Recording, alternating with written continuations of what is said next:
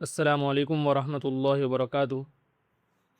آج ہم بڑی دلچسپ اور انٹرسٹنگ ویڈیو لے کر حاضر ہوئے ہیں۔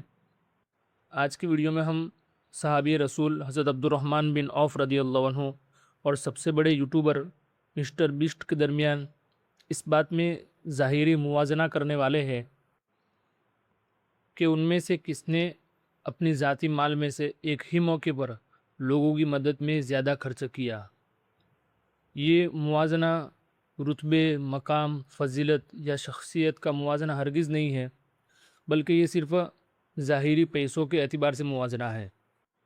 اس لیے کہ صحابہ کرام رضی اللہ عنہ کے مقام و مرتبہ اور فضیلت کو تو کون پہنچ سکتا ہے؟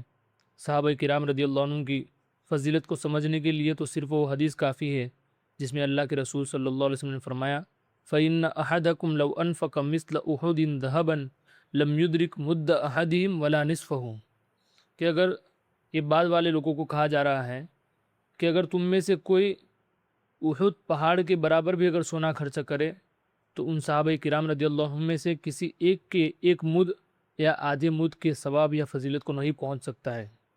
تو یہ تو صحابہ کرام رضی اللہ عنہ کا مقام و مرتبہ ہے۔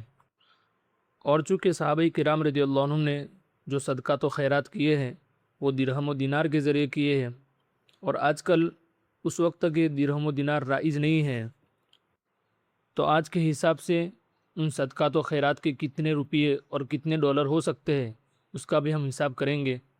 تو یہ ویڈیو بڑی دلچسپ اور انٹرسٹنگ ہونے والی ہے، تو ویڈیو کو لاسٹ تک ضرور دیکھیں۔ تو سب سے پہلے ہم مسٹر بیسٹ کو دیکھتے ہیں۔ یہ آپ کے سامنے مسٹر بیسٹ کی یوٹیوب چینل ہے، اور اس کی ڈسکرپشن میں انہوں نے اپنے یہ کارنامے بیان کیے ہیں۔ اس میں سب سے زیادہ جو خرچ لگا ہے وہ اوپر کے دو کارنامے ہیں، لیکن ریسرچ سے معلوم ہوا کہ ان دو کارناموں میں صرف ان کے ذاتی پیسے نہیں لگے، بلکہ ان کے ساتھ بہت سارے چیریٹیبل ٹرسٹ اور خیراتی ادارے اس کام کے اندر اور اس مہم کے اندر شامل تھے۔ انہوں نے اپنے ذاتی پیسوں سے مختلف مواقع میں مختلف کارنامے انجام دیے ہیں۔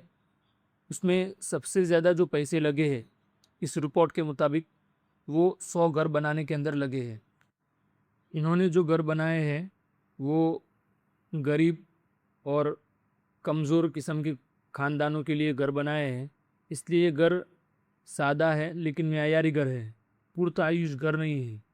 اس لیے اس کے ایک گھر کا اندازہ AI کے مطابق 60,000 امریکی ڈالر ہوتے ہیں۔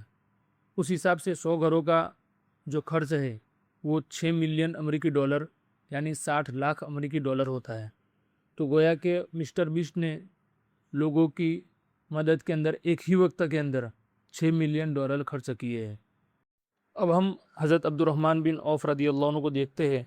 یہ آپ کے سامنے کتاب ہے علامہ ذہبی رحمہ اللہ کی سیر اعلام النبلاء، تو اس میں وہ ایک حدیث لائے ہیں جس میں ہے کہ حضرت عبد الرحمن بن عوف رضی اللہ عنہ نے حضرت عثمان رضی اللہ عنہ سے 40,000 دینار کا ایک باغ خریدا اور اس کو بنو زہرہ، مہاجرین اور امہات المؤمنین کے درمیان تقسیم فرما دیا۔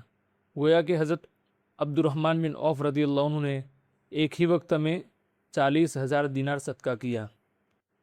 اس کے علاوہ بھی اس سے زیادہ صدقہ کرنا بھی حضرت عبد الرحمن بن عوف رضی اللہ عنہ سے ثابت ہے، لیکن آج کی ویڈیو میں ہم 40,000 دینار کا حساب لگاتے ہیں کہ 40,000 کے کتنے ڈالر اور ہندوستان کے کتنے روپیے ہوتے ہیں۔